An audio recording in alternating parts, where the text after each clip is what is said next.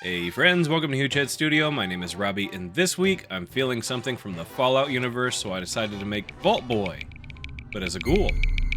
Not as like the ghoul from the show, but just a generic non-feral ghoul from the game, which means I just wanted to sculpt a ghoulish character without having to capture the likeness of an actual character, because I just didn't feel like it. So that means we're diving into this with kinda half a plan, which is absolutely a recipe for disaster, but let's do it anyway and have some fun.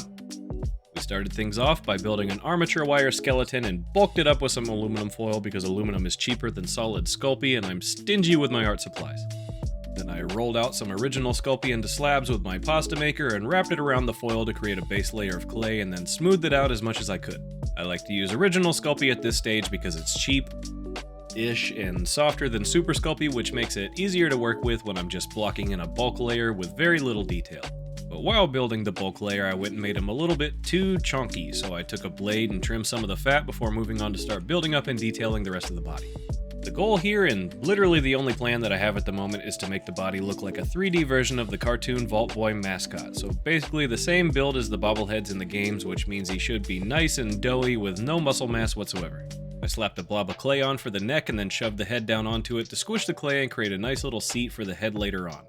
After that, I got started on the hands by taking another ball of clay and squished it and pinched it until I got it into kind of a palm shape and then stuck on a handful of sausagey fingers that are all far too fat and uniform, so the hand ended up looking a little goofier than planned, but you know what, I'm learning as we go and there's no better lesson than thinking you know what you're doing only to wind up with something that looks like hammered dog shit. It's humbling for sure, but now I have one good example of how not to sculpt hands, so yay for moral victories. I gave the hands some fingernails because sure, that'll fix everything, and then attach them to the end of the armature wire with the help of some bacon bond. Then I bent the wire as needed to place the hand on the hip to help portray his sassy little pose, and then got back to work on building up his arms. I kinda said it already, but I don't want him to be too skinny. Even though he's supposed to be a ghoul, I don't want his physique to look like a broken down zombie. I also don't want him to be too muscular, though a Vault Boy super mutant could be a pretty fun future project, but for now I just want him to be nice and soft and average to help at least part of the character still clearly read as Vault Boy. The other thing that will help keep the character recognizable is the Vault Tech suit, so I add a few strips of clay to build up and slightly over-exaggerate the yellow accents and then rough it up a little because this ghoul has been rocking that suit for many years, so it should look at least a little worn. After that, I had some wrinkles and folds and then smoothed them out before moving on to the arms to add the sleeves, where I wrapped some strips of clay around the wrist to act as the end of the sleeves and then blend them into the arm. It's not the most realistic look, but for this project we're shooting for a slightly detailed but still cartoony hybrid, which is really just the excuse I'm rolling with if this thing ends up looking like trash. I add some more wrinkles to the sleeves here and there and then smooth them out, and that about does it for the body, which was the only planned part, so now it's time to wing it on the head.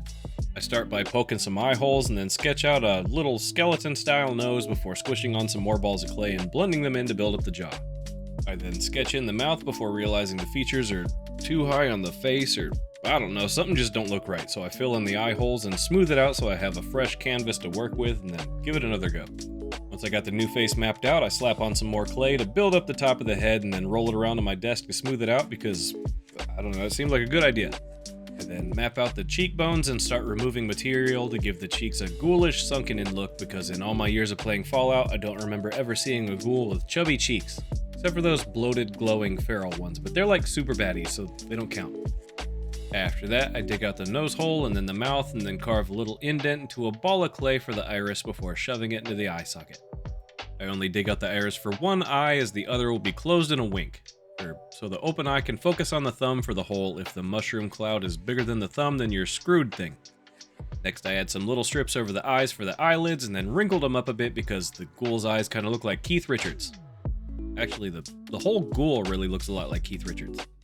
I worked in some more strips of clay around the socket to make the eyes look sunken in and then added a brow and then some bulk to the forehead before blending it all together.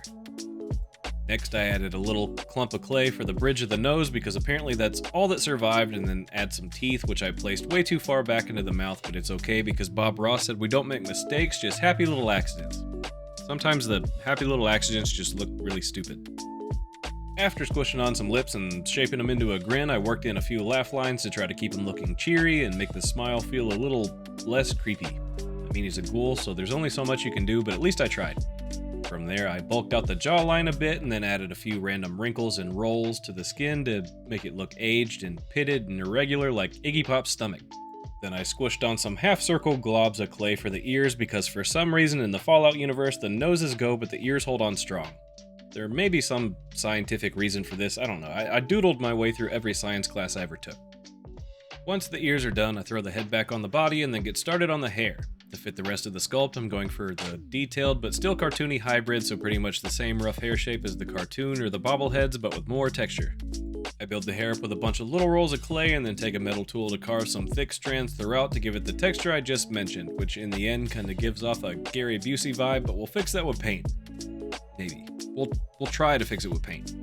Anyway, all that's left to sculpt is a little extra something for the base so that it's a little less boring. I'm going for like a metal vault-inspired something, I don't know. It's still pretty boring, but it's the effort that counts. At least that's what my wife tells me. So I cut out a little vault shape thing that I can paint the Vault Tech logo on later, and with that, the sculpt is done and we are ready to paint.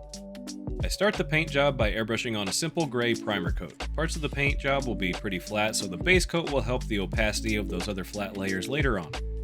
The first of those flat layers is a brownish red undercoat for the ghoulish skin. I then apply the next coat that's more like a Caucasian skin tone in the same fast and loose method that I used in the first middle-aged Ninja Turtle sculpt. Even though this coat's a bit thicker than the one on that project, but the idea is to keep the coat thin and loose so it allows some of that red underlayer to show through to give the skin more variation and depth. After that, I start adding some lighter dabs of paint here and there and then spread them out with a mop brush or with a finger to try to rough the skin up a bit and make it look more aged and leathery and not so clean. I follow that up by adding some more shadows as needed to push the contrast and help accent the details of the sculpt. I decided the skin felt a little too dull and muddy, so I brushed on a light wash of yellow to give it a little more character and some color, but it still looked a little muddy to me, so I went ahead and painted on the eyes. For some reason, adding the contrast to the bright, whitish eye against the rest of the skin flips a switch in my brain and helps me see the project more clearly.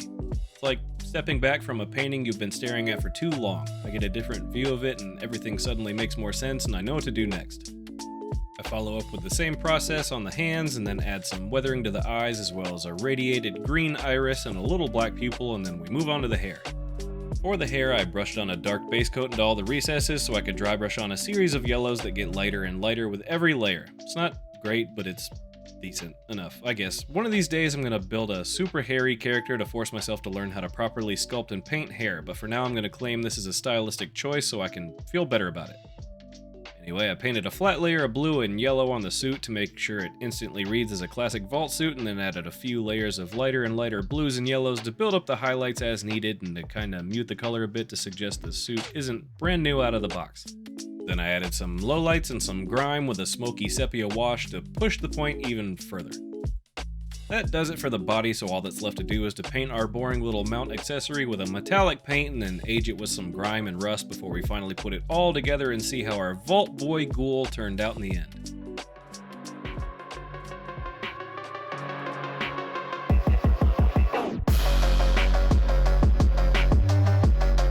Well, I sure do hope you enjoyed this little project. If you're a Fallout junkie like me and you'd like to see more Fallout themed sculpts, let me know in the comments, or if you got any other bright ideas, I'm always open for suggestions and requests. Also, as if you've never watched a YouTube video before, let me remind you to be sure to like and subscribe so you can keep up with all the nonsense we come up with every week or so. But I reckon that's all for now, so thanks for watching and I'll see you on the next one.